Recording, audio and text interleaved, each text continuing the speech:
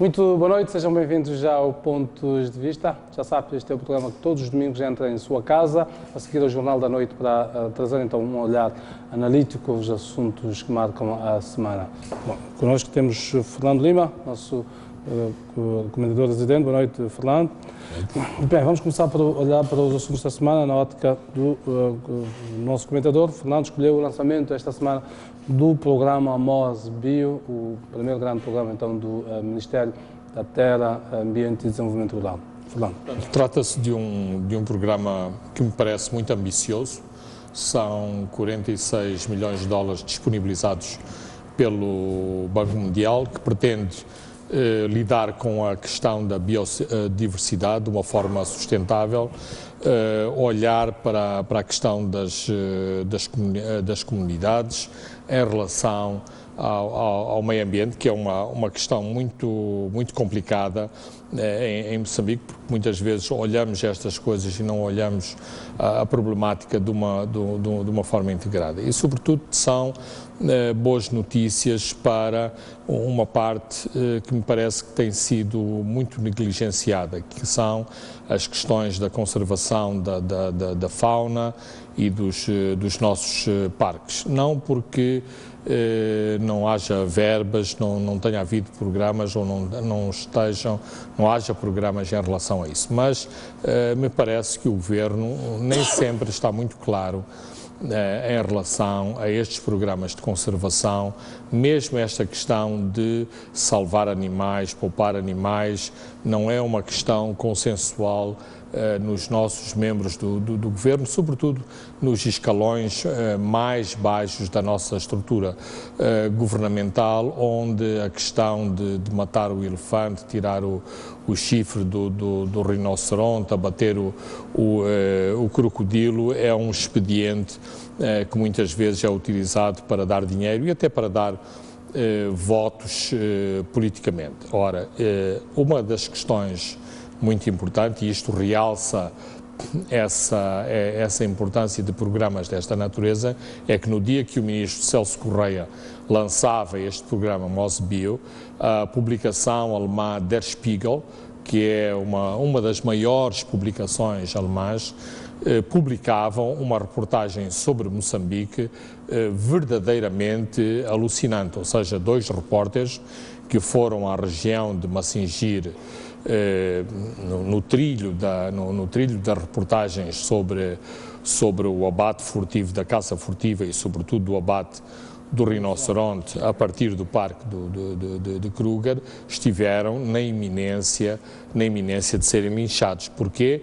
Porque aparentemente a vila de Massingir é controlada pelos traficantes do rinoceronte, nomeadamente um senhor chamado Silvestre Ngoven, nomeadamente um senhor chamado Valois, mas que é conhecido por Navarra, porque usa um 4x4 com essa designação, e um chefe de polícia que tem também de nome Cambaco. Cambaco é um nome que se atribui a um elefante solitário, um elefante velho. E, portanto, tudo isto vem reportado no Der Spiegel. É uma reportagem que não abona muito a nosso favor e naquilo que se faz em Moçambique em matéria de conservação. Aliás, Massingir é o outro polo de grandes contradições em relação à matéria de conservação, porque o Governo até hoje não está muito claro se quer desenvolver cana-de-açúcar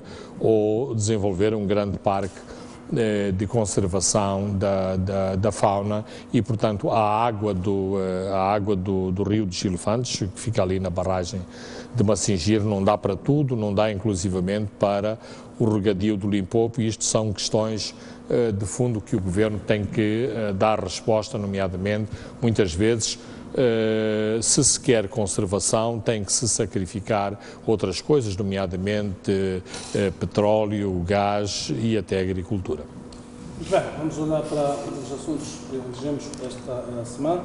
Para o nosso programa, vamos começar por olhar para o Conselho Nacional do Movimento Democrático de Moçambique, MDM, reuniu-se esta semana na Beira, durante 2 dias, dias 14 e 15, é a primeira reunião do órgão mais alto nível do MDM, que é o Conselho Nacional o equivalente é o Comitê Central, se estivéssemos a falar do Partido Frelimo. É a primeira reunião, portanto, ao mais alto nível, depois das eleições de 15 de outubro, o último. Fernando, queria um comentário relativamente a esta reunião do MDM. Bem, em primeiro lugar, é muito importante que os nossos principais partidos façam reuniões das suas estruturas. Esta é uma crítica que é feita aos partidos da oposição, que se faz muitas críticas à Frelimo, mas só a Frelimo a que reúne os seus órgãos. Os outros partidos nunca fazem reuniões. E esta é uma crítica legítima e, portanto, é importante não só que a RENAM finalmente tenha começado a fazer reuniões das suas estruturas, mas que o MDM faça reuniões regulares das suas estruturas de topo. Esta reunião do MDM é muito importante pelo seguinte, é que no pós-eleições temos mais uma vez um diálogo a dois, ou seja, quem está na ribalta, pelos motivos que todos nós conhecemos, é a Frelimo e é a RENAM. E digamos que o MDM se eclipsou de algum modo, portanto, até pela necessidade de afirmação. Como grande partido moçambicano, é importante que esta reunião esteja a acontecer. Um segundo motivo de importância é que nem tudo andou bem ao MDM nas últimas eleições. Claro que é positivo que o MDM tenha duplicado a sua bancada eleitoral, mas todos sabemos que o eleitorado tinha muito maiores expectativas em relação ao MDM, que o próprio MDM tinha muito maiores expectativas em relação a si.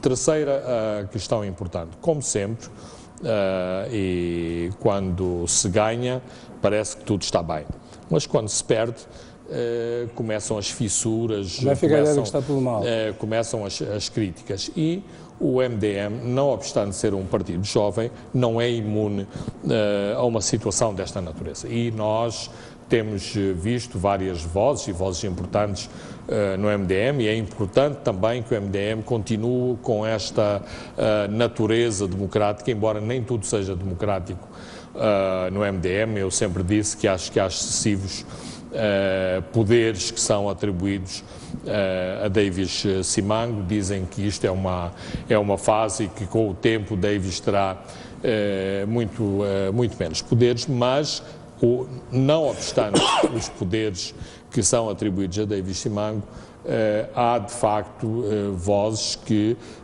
fazem comentários, fazem críticas e acho que isso também é muito positivo. Portanto, sem que há quem sugere que eventualmente o presidente do MDM, Davis Simango, precisasse de uma espécie de uma nova legitimação.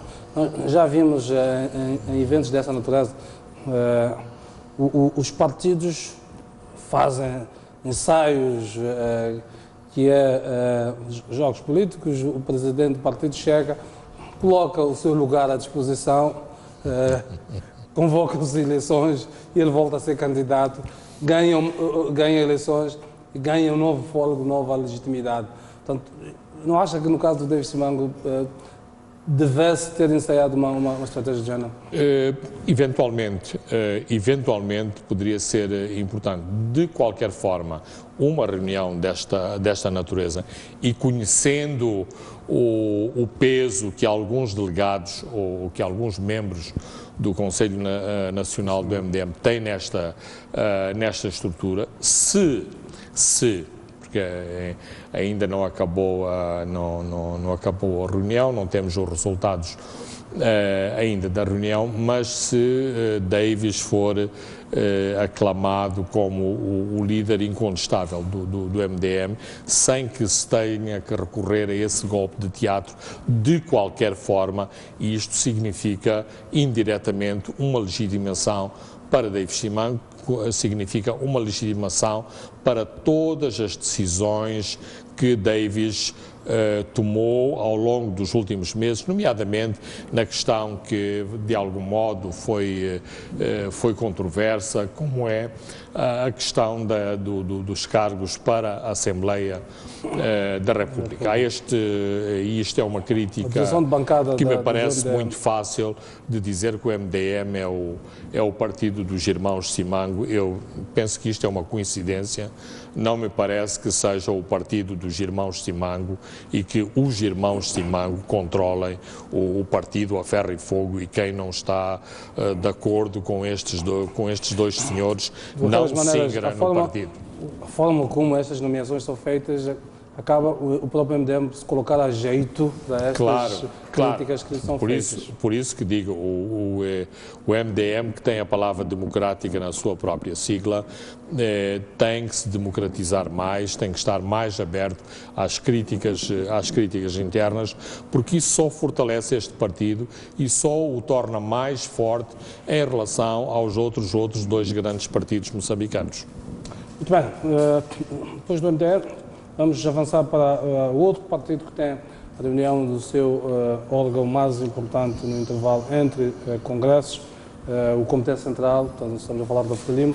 Já está marcada formalmente esta reunião para de 26 a 29 de março. Fernando, temos a agenda, e a agenda, o ponto que toda a gente espreitou para ver se constava e que, digamos, tem o maior impacto mediático, que é o da liderança do partido, não consta, o que não significa que não possa constar, porque os membros do Comitê Central são soberanos e, portanto, podem propor a agenda desde que tenha uma maioria, penso que de 1 ou 2 terços, de acordo com os estatutos, não tem presente aqui neste momento. Exatamente. Mas podem propor a agenda que quiserem, portanto, significa que o que significa que não venha necessariamente a discutir esses pontos. Certo. É assim, da última vez que isto aconteceu, e quer-me parecer que foi em 2005, a saída do presidente do partido, neste caso o presidente Joaquim Chissano, também não estava agendada. Mas isto aconteceu porque um grupo de militantes quis que isto acontecesse, inclusivamente se alterou o programa da reunião do Comitê Central e teve mesmo que acontecer. O que é que se passa? Bem, ainda antes disso, é preciso também referenciar outras 2 reuniões importantes que tiveram lugar em janeiro do ano passado, nomeadamente a reunião dos antigos combatentes e a reunião do Comitê Central, que se lhe seguiu para escolher os candidatos a presidente da República. Também, como sabemos, e com as vírgulas ou sem as vírgulas, havia 3 candidatos, acabou por haver 6 candidatos. Para isso foi decisiva esta reunião da Associação Me dos parece um movimento muito interessante de debates, talvez não tanto de debate de ideias, mas um pouco em torno da própria personalidade do presidente do partido. Nada disto estava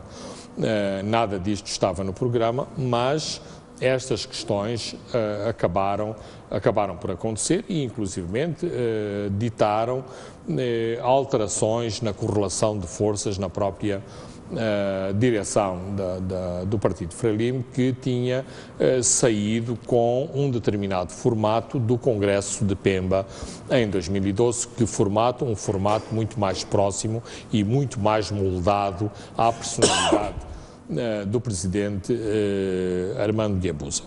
Aquilo que nós sabemos, e aqui as paredes são de vidro, é que tem havido nos últimos meses reuniões, encontros para se discutir este assunto, nomeadamente a bicefalia da direção partidária estatal. Há um movimento de peso que gostaria de ver nesta reunião do Comitê Central este passo em frente, nomeadamente que Filipe Nyusi assumisse também a direção do Partido Frelimo, mas neste momento isto não é avulso. Qual seria o cenário? O cenário seria exatamente uma reunião da Associação dos Antigos Combatentes que faria esta proposta e o Comitê Central... Uma espécie de anticâmara. Exatamente. Inclusivamente se discutiu aqui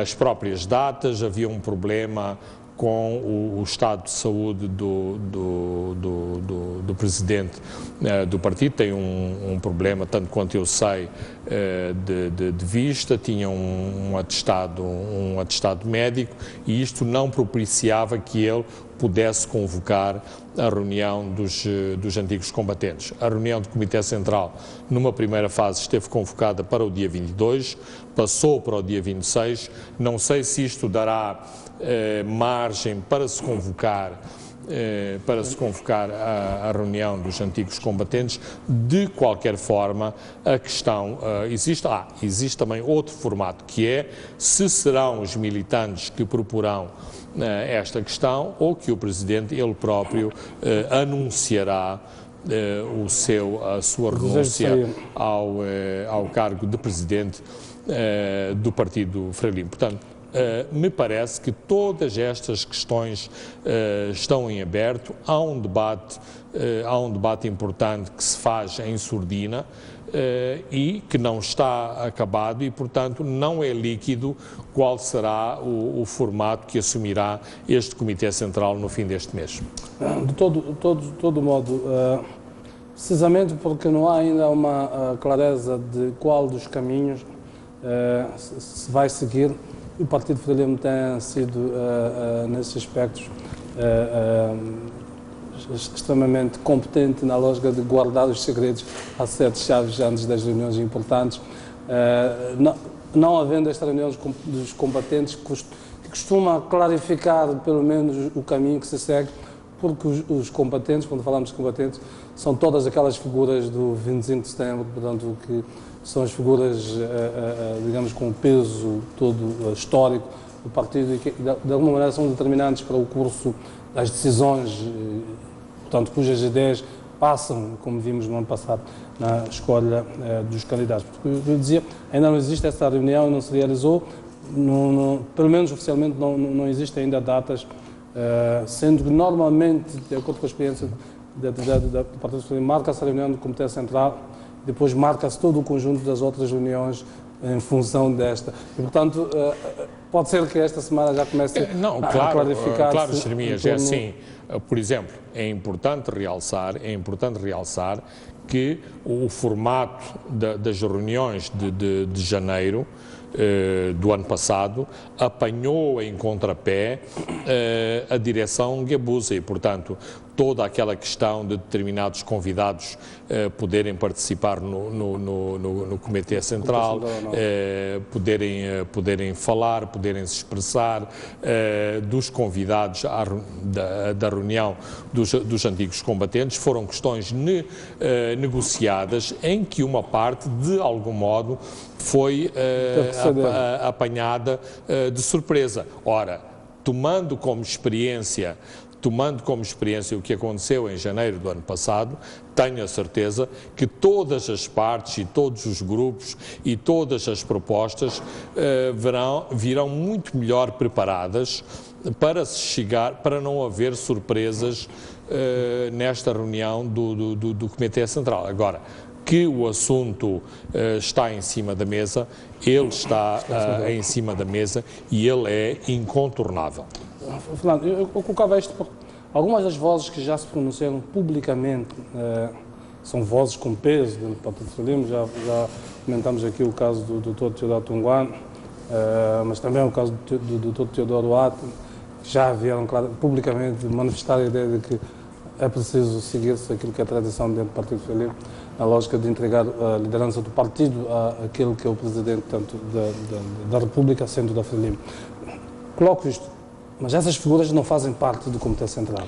Não, Jeremias, nem fazem parte digamos, do conclave máximo e têm o peso relativo que têm e não obstante... Até que ponto este debate externo que ocorre pode influenciar os órgãos internos que têm o poder de decidir? Estas pessoas não fazem parte dos órgãos de decisão, mas se nós recuarmos ao debate sobre os candidatos do Partido Frelimo a Presidente da República, vimos que o debate foi sobretudo exterior, portanto, catalisado grandemente por forças internas, não podendo fazer este debate a nível interno, acabam por catalisar este debate ao nível da comunicação social, enviando-nos mensagens, enfim, Exatamente. Portanto, não estará mais ou menos este modelo estará a acontecer nesta altura? Absolutamente. Por isso que ao nível da comunicação social e ao nível da comunicação social que tenta ser séria, a explorar e a pesquisar sobre essas matérias, há bastante informação e há bastantes detalhes sobre aquilo que é o debate corrente. Portanto, não há nenhum documento, não há, digamos, como o Jeremias disse, não está escrito na agenda, mas todos nós sabemos que esse é o pensamento dos militantes. E não ficaria surpreso, por exemplo, se inclusivamente houvesse instruções para as províncias para vir um determinado discurso das províncias exatamente alinhado em relação ao atual contexto na direção do Partido Frelimo. Fernando, e se o atual Presidente não manifestar vontade de sair e eventualmente alguns dos membros do Comitê Central apresentarem a proposta de se discutir este ponto neste encontro, e estas duas, não lhes chamaria de alas, estas duas formas de pensamento, essas duas formas diferentes de pensamento relativamente a este assunto em concreto, que já se percebeu que existem estas duas formas de pensamento, se não a ala, mas e se esta forma de pensamento, por exemplo, do Presidente, favorável ao Presidente da República, ela vingar e acabar por vencer, e a outra esmorecer e ficar de lado, que consequências políticas isto tem? Bem, é assim, tudo o que dissermos aqui, de algum modo, parece futurologia. De qualquer forma, uma das questões que me parece consensual é que o presidente do Partido Frelimo é um homem muito inteligente e ele saberá medir os ventos que correm, a força dos ventos que correm e, portanto, os ventos e as marés. E ele próprio saberá tomar as decisões que forem mais corretas para ele e para o seu partido. Na mesma linha, Chissano não é Guebuza, Guebuza não é Chissano. Chissano, num primeiro momento, lançou a ideia tipo balão de ensaio que gostaria de deixar a presidência da República. A ideia foi imediatamente apanhada e decidida no sentido de o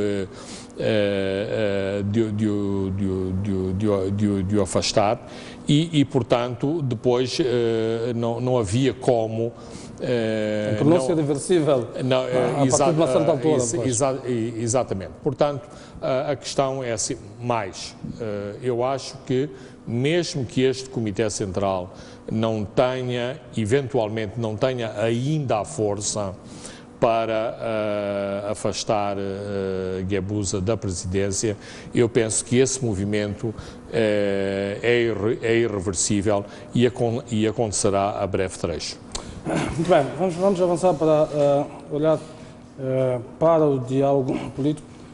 João, que este ano continua sem acontecer rigorosamente nada nas últimas semanas e deu para perceber claramente que este é um assunto entre o Presidente Inhosse e o Presidente da Câmara, claramente, como esta semana tivemos os mediadores a desdobrarem-se, a ressuscitar este diálogo político, literalmente, a deslocarem-se a Quirimane, onde se encontraram com o Presidente Pernambuco, passando então esta mensagem de que é preciso que haja novo encontro para dar novo alento a este diálogo que esmoreceu por força de uma conjuntura discursiva que nós exaustivamente aqui Exatamente. dela falamos. O que eu queria era uma leitura relativamente a dois acontecimentos que se deram esta semana. Tivemos o presidente, quando presidente da Câmara, continua o seu perco pelas províncias, reitera que é inevitável o diálogo, a criação de zonas autónomas. Há um caminhão com alguma logística que foi apreendido, foi interceptado, melhor termo, pelas Forças Armadas, aparentemente se encaminhava para uma base da RNAM, não se tratava de material militar, era logístico de comida, e de acordo com os seus as pessoas que tentavam o caminhão, destinava-se a criar logística, porque o presidente da Câmara em breve portanto, irá visitar o tal quartel. Ao mesmo tempo temos o presidente Inhosse a visitar uma escola e logo a seguir a ir ao Estado-Maior-General das Forças Armadas de Moçambique. O que é que esses sinais podem querer transmitir, Fernando?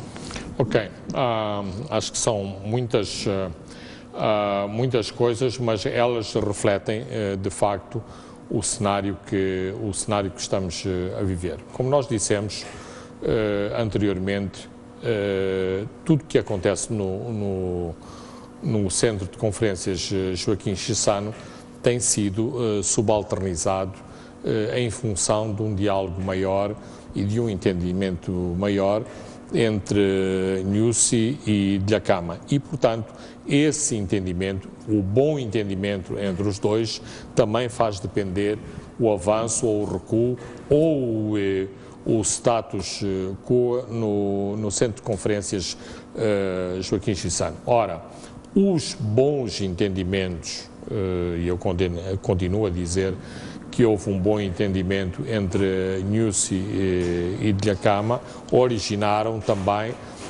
aquelas declarações muito negativas da Comissão Política, reações muito negativas da Comissão Política, que, mesmo sem conhecer o processo de descentralização que vai ser proposto pela RNAM, dispararam, digamos, como se um bebê estivesse em gestação, sem o bebê ter nascido, dispararam sobre o próprio feto. Ora, isto... Não terá sido conseguido o efeito que se pretendia com este tema, Fernando? Com?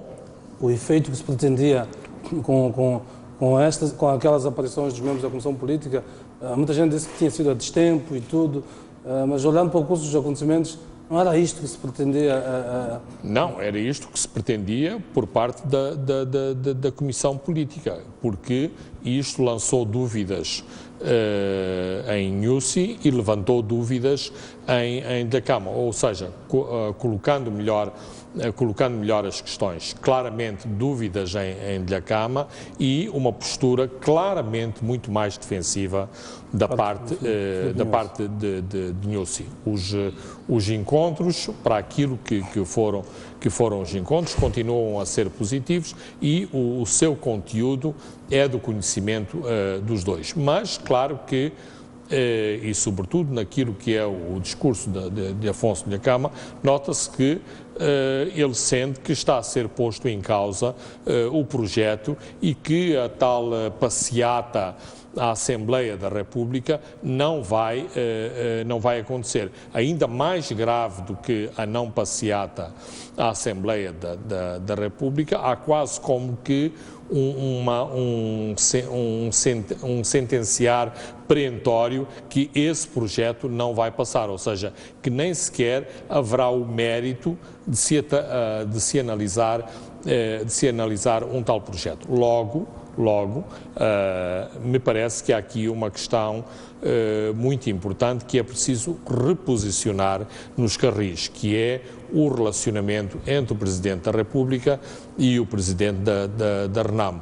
Andaram muito bem os mediadores com o pretexto que foram a Climane discutirem um ou dois pontos na agenda, nomeadamente a questão dos militares e depois também a questão da despartidarização do Estado. Este era o moto do encontro com Dhlakama, mas Lourenço do Rosário, que percebeu bem o momento político, aliás, todos percebemos o que é que se passa neste momento, ele lançou esta ideia que me parece muito apropriado, que é necessário que os dois presidentes se encontrem. Isto significa o seguinte, que a responsabilidade de um tal encontro nem parte de Dhlakama, nem parte de Nyusi, que é para, mais uma vez, e sobretudo Nyusi, que neste momento está numa posição defensiva, não seja atacado mais uma vez a dizer lá está o presidente a tomar iniciativas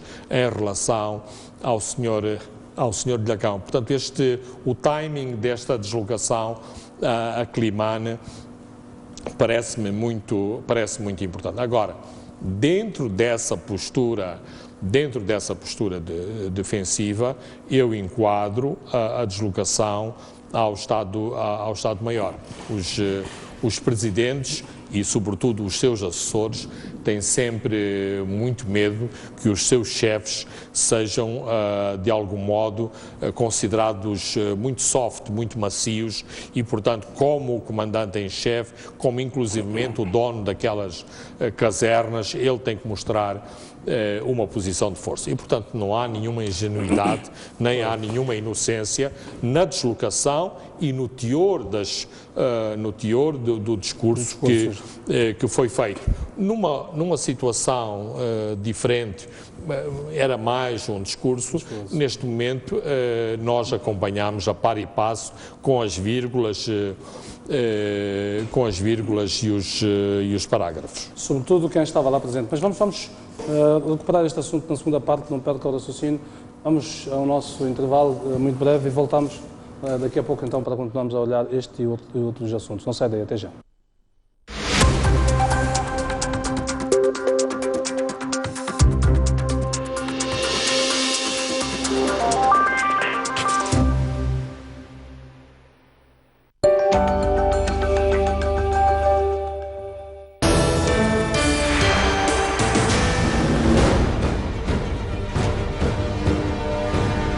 Informação de utilidade pública, notícias nacionais e internacionais, cultura, o estado de tempo e revista de imprensa. Tudo para ajudá-lo a começar da melhor maneira o dia. Aqui no Telediário, segunda a sexta-feira, das 6 às 10 horas.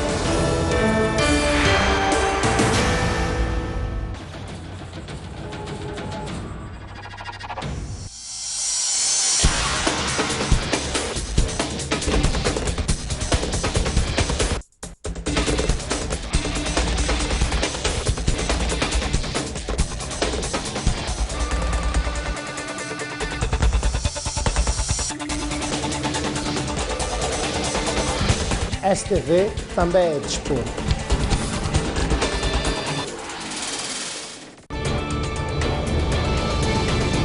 Porque o que você pensa conta. Reservamos um espaço de opinião em dose dupla. Conto consigo das 11h30 às 12h30. Eu, das 18 às 19h30.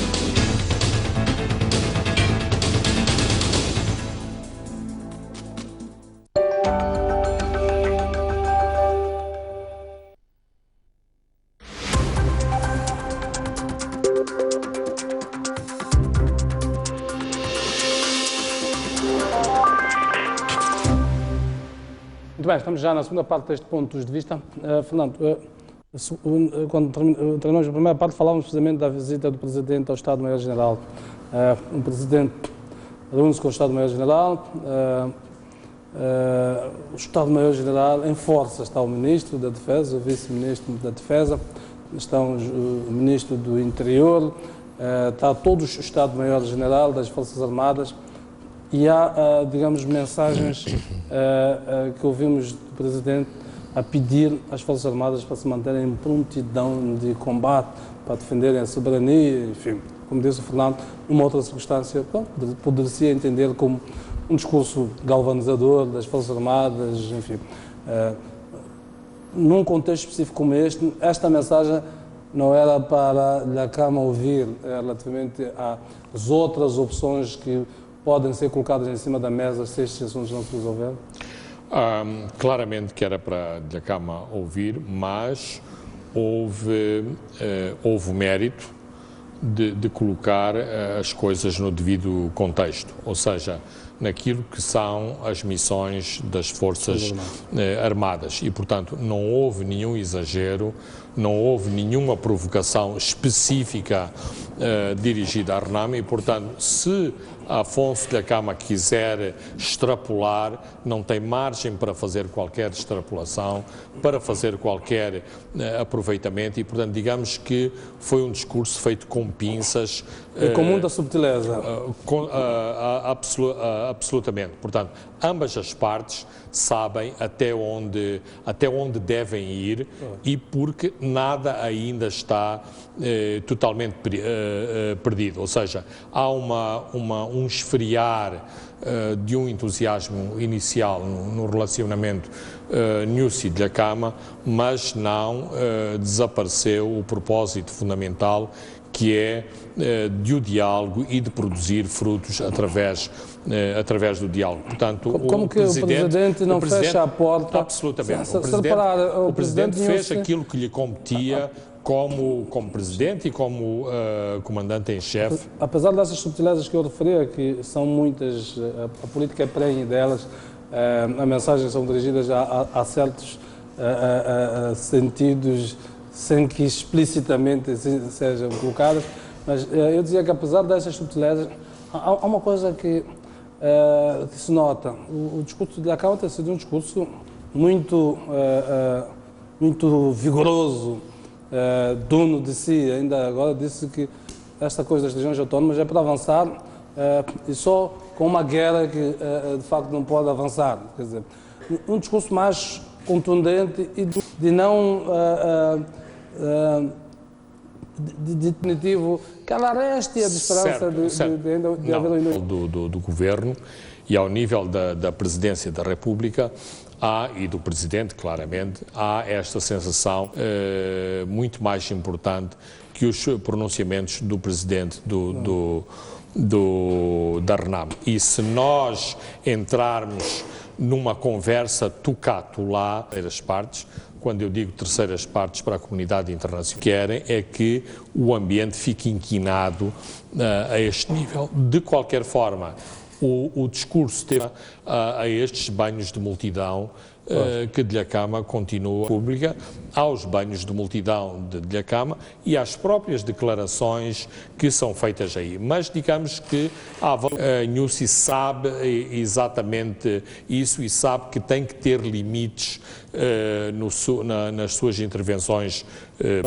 Na chefia de órgãos importantes dentro da polícia, desde já a PIC, portanto, o nível da sua direção nacional, um novo diretor nacional, o novo chefe das operações no Comando-Geral da Polícia, um novo diretor de informação, um novo chefe da Lei e Ordem. Isto, uma semana após o assassinato de Sestak, houve um discurso interessante que ouvimos do Ministro do Interior a dizer que estas mudanças visam fazer a polícia trazer resultados o mais rápido possível, portanto, acelerar a investigação, trazer resultados. Será um mero acaso ou é mesmo uma consequência daquilo que aconteceu e uma necessidade da polícia dar uma resposta melhor à opinião pública? Digamos que assenta bem a remodelação com o acontecimento funesto que lhe antecedeu, ou seja, a morte brutal do jurista Gil Sestak. Mas estas mudanças na polícia já estavam na calha, não se mexe, não se fazem 14 novas nomeações de um momento para o outro. Ou seja, este governo, ao nível formal, está a tentar fazer quase todas as coisas direitinho, ou seja, as mudanças na polícia correspondem a uma determinada expectativa popular, porque todos nós sabemos que a polícia não anda bem, não gostamos do desempenho da polícia. O próprio discurso do bastonário da Ordem dos Advogados, dizendo que a polícia é o elo mais fraco na cadeia ou na estrutura da administração de justiça, ajuda muito isto. A questão de fundo continua a ser, serão estas mudanças suficientes? Quer parecer que há mudanças importantes, há pedras importantes que foram mudadas e que podem trazer diferença. Mas, por exemplo, as duas questões de fundo na PIC têm que ser respondidas, nomeadamente a subordinação da PIC à Procuradoria-Geral da República, como uma estrutura ligada ao Ministério. Aparentemente esse é um daqueles dossiês que a polícia, do qual a polícia não abre mão rigorosamente. Acho que era... Já houve uma proposta concreta, foi colocada na Assembleia da República sobre este assunto, exato. e ela foi literalmente surrupiada da Assembleia da República para não ser discutida. Não nos esqueçamos que o governo Nyusi tem um elemento de modernidade e também de irreverência que não fazia parte da matriz de anteriores governos. E estou certo que Nyusi terá a coragem suficiente para dar este passo em frente. Mas, isto talvez não seja muito importante, mas a própria assessora para os assuntos jurídicos de Nyusi é a antiga Ministra da Justiça e a antiga Ministra da Justiça apoiava este projeto e esta proposta. Mas o lobby dos altos generais da polícia é muito forte, como se percebeu. O lobby dos altos generais da polícia é forte, mas os generais da polícia têm um problema, é que trazem muito poucos resultados, têm a opinião pública em cima, pelos piores motivos e, portanto, quando neste tipo de circunstâncias, quando se trata de argumentar, fica difícil para a polícia dizer que a PIC deve ficar sobre a sua órbita.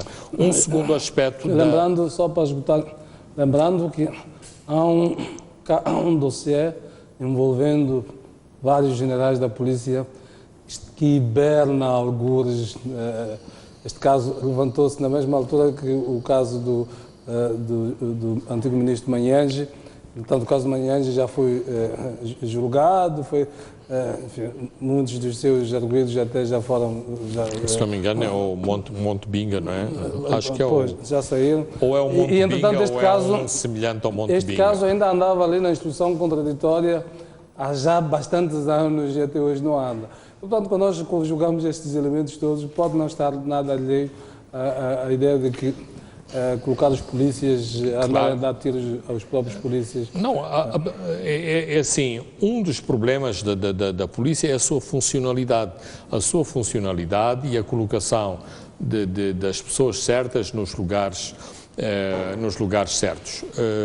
Argumenta-se muito que hoje temos oficiais saídos da CIPOL que poderiam dar uma outra dinâmica à polícia. Ora, nós vemos os indivíduos que ainda estão conotados com a luta armada a continuar a ocupar posições relevantes. Isto significa que determinadas contradições ou determinadas percepções do que deve ser um corpo de polícia operativo não foram ultrapassados. Mas voltando outra vez à PIC, por exemplo, não há PIC, não há Polícia de Investigação Criminal sem meios e, portanto, é preciso, para além de se mudar o diretor, para além de se mudar a sua estrutura de funcionalidade, também darem-se meios a esta polícia, porque esta polícia é fundamental no desmantelamento do crime e, sobretudo,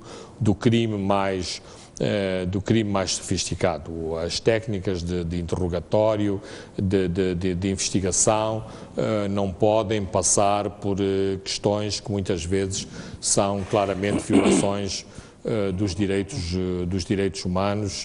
Estes assuntos também abrangem Moçambique. Moçambique também tem que responder por estas questões e, portanto, não podemos ter uma polícia que está à margem de toda a problemática dos direitos do homem. Mais do que isso, do velho problema crónico da falta de meios. Esta mesma semana, a Procuradora-Geral da República foi visitar a PIC ao nível da cidade de Maputo e o diretor da PIC, a Universidade de Maputo, disse aquilo que todos nós já sabemos, absolutamente, sem estarmos lá.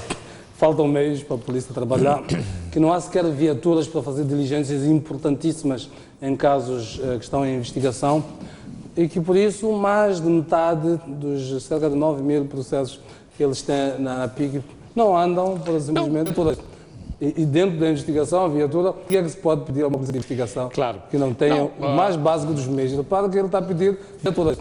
E dentro da investigação, a viatura, se calhar não é o elemento mais, não é se calhar, não é o elemento mais determinante. Telemóveis, não é o elemento mais determinante.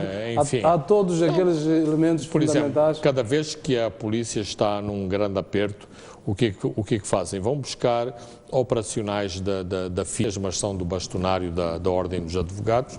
As pessoas são apresentadas às câmaras de televisão, depois de já terem sido viciadas nos interrogatórios e, portanto, determinadas confissões e declarações obtidas sobre coação.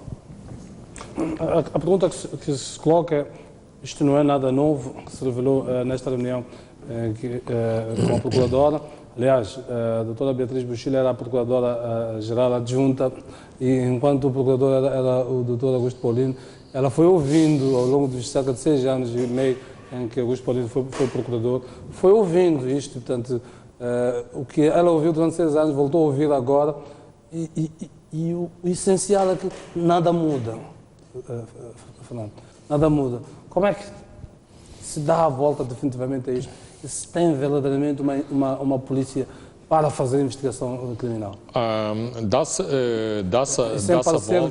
a volta dentro das instituições que trabalham na máquina da administração da justiça, dá-se a volta de maneira muito simples, com vontade política, com vontade de se fazerem as coisas. Eu continuo a dizer que, eu sei que há muita gente que diz que o ministro Pacheco foi um ministro terrível, mas é importante que se diga e que se faça justiça que se ele não fez mais é porque não teve a possibilidade de o fazer e porque lhe cortaram as pernas para ele imprimir determinadas reformas e determinadas alterações de fundo do Ministério. Portanto, queremos uma polícia a sério, queremos um Ministério do Interior a sério, então façamos as reformas, façamos as mudanças que isso implica ao nível da polícia. Ou seja, tenhamos a coragem para fazer essas mudanças ao nível do Ministério e ao nível da polícia. Quem pode ter a coragem de fazer essas mudanças? Se o Fernando diz que o ministro José Pacheco não fez mais porque lhe cortaram as pernas, quando cortam as pernas a um membro proeminente da Comissão Política do Partido Frelimo, está no governo praticamente há mais de 10 anos, como governador, vice-ministro, até ministro do Interior, ministro da Agricultura, é o chefe da Comissão de Verificação da Comissão Política. Que mais poderes é que queremos? Quem é que pode, de facto... Podíamos fazer um programa integral sobre estas questões. É uma questão eminentemente política, que passa por muitos poderes, que passa por, inclusivamente, os poderes que deve haver ao nível do próprio partido Frelimo para que determinadas mudanças estruturais possam acontecer. E se isso acontecer, claro que haverá essas mudanças. Agora, se nós estamos, e é preciso ver que, e aqui estou perfeitamente de acordo, com determinados pronunciamentos da polícia, o chamado crime organizado não está de braços cruzados, os diversos interesses antagónicos, e quando eu digo antagónicos, interesses antagónicos aos interesses do governo, aos interesses do Estado, também se movimentam para complicar a situação ao governo, a situação ao Ministério do Interior e em relação à polícia. E aqui entramos numa rota de desvario que é a derrapagem em relação à questão das prioridades. A nossa prioridade é o roubo, ou é o homicídio, ou são os raptos. E, portanto, muitas das vezes a polícia faz planos muito bonitos, mas esses planos são complicados. Uma determinada estrutura que devia ir, na gíria costuma-se dizer, devia ir descansar, não pôde ir descansar porque de repente houve uma emergência e essa estrutura que já tinha sido, digamos, decidido que ia descansar, teve que voltar ao efetivo porque era preciso colmatar um determinado buraco num determinado sítio, porque foi criada uma determinada emergência ao nível de lei e ordem. Fernando, já que falamos da polícia, falamos do assassinato de Sistak. Esta semana vimos o jornal de Savana a fazer manchete com o professor Lourenço Rosário a dizer que a Frelimo confessou-se hoje, na edição de hoje do Jornal de Domingo, como que indiretamente o professor Lourenço Rosário desmente a manchete que o Savana faz com ele sobre esta matéria. Quero ver o seu comentário. Bem, esta questão tem vários matizes. Em primeiro dizer, acaba que os jornalistas que trabalharam, que muitas vezes levam a que a declaração seja aprovada no determinado foi obrigatoriamente reagir, porque aquilo que está dito é que nunca diz. Aquilo que o reitor da Politécnica diz, e também o estou a interpretar, e quero parecer conhecimentos, pôs-se a jeito para que lhe for, pode-se inferir das palavras de Lourenço do Rosário, aliás, da sua comissão política, andou muito mal em relação à gestão do grupo que apoia as posições do partido Frelimo, tentando, colocou na mira o partido Frelimo. Portanto, há aqui, e politicamente, Lourenço do Rosário não diferiu do seu partido, nomeadamente de um distanciamento claro em relação à morte de Gil Sistak, de um claro posicionamento em relação ao assassínio de caráter que se viu. No artigo que assina hoje no Jornal do Domingo, há uma passagem onde ele diz, daquilo que ele falou, ele escreve assim: hoje ouvi atentamente o comunicado da Comissão Política do meu partido condenando como era seu dever este ato bárbaro, mas devia ter apenas condenado o ato bárbaro e não tentar justificar-se. Porque também há um ditado latino que diz: quem se justifica sem ter pedido justificação está a confessar a sua culpabilidade. Portanto, exatamente. Aquilo que eu estou a dizer, a Frelimo pôs-se a jeito para que os dedos lhe fossem apontados. Aliás, ainda em relação a este caso, e aproveitando esta oportunidade, e no último domingo falámos aqui da manifestação de repúdio pelo assassinato do Dr. Gil Sistak, e eu disse que o bastonário da Ordem não tinha estado presente. Ora, o bastonário da Ordem, não obstante não ter que estar na linha da frente, e não estava, mas ele esteve presente nesta manifestação de repúdio em relação ao assassinato de Gil Sistak. Eu já disse ao Tomás Timbano, meio a brincar, encontrei-o ontem, eu dizia, pronto, acho que há problemas de visibilidade, deve não se notar muito o Tomás quando está em eventos desta natureza. Não, o seu a seu dono. Muito bem, vamos avançar. Esta semana tivemos o Ministro da Educação e Desenvolvimento Humano, voltou a reunir figuras de peso para refletir sobre o setor, depois de antigos ministros, desta vez uma também antiga ministra, uma antiga primeira-ministra e várias personalidades de peso a nível da educação. Fernando, uma declaração que da Graça Machel que criou algum desaguisado a ideia de que o problema da educação é o professor. Gostaria de abordar este assunto em vários ângulos.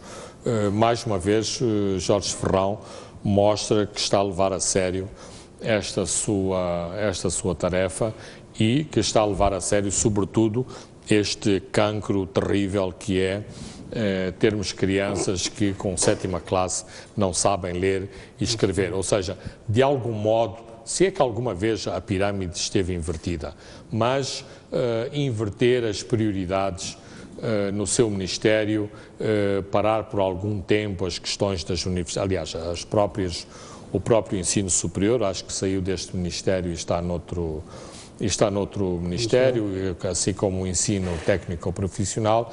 Aqui é o Ministério de pôr carteiras nas escolas, de tratar bem os professores e de fazer com que os jovens moçambicanos, ao fim de um determinado número de anos de escola, saibam ler e escrever, que é aquilo que aflige, apoquenta e amargura milhares e milhares de pais e mães moçambicanos. Portanto, isto parece importante. Este não é um assunto apenas deste ministro, é um assunto que passou ao longo das últimas 4 décadas por muitos ministros e é importante que, afinal, temos uma memória coletiva em relação às questões de educação.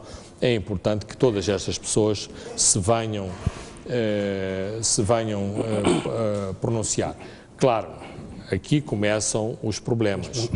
Costuma-se dizer, em casa que não há pão, todos ralham e ninguém tem razão. Neste caso, toda a gente começa a dar palpites e alguns palpites são mais apropriados que outros. É como se a educação vivesse de muitas meias verdades, é verdade.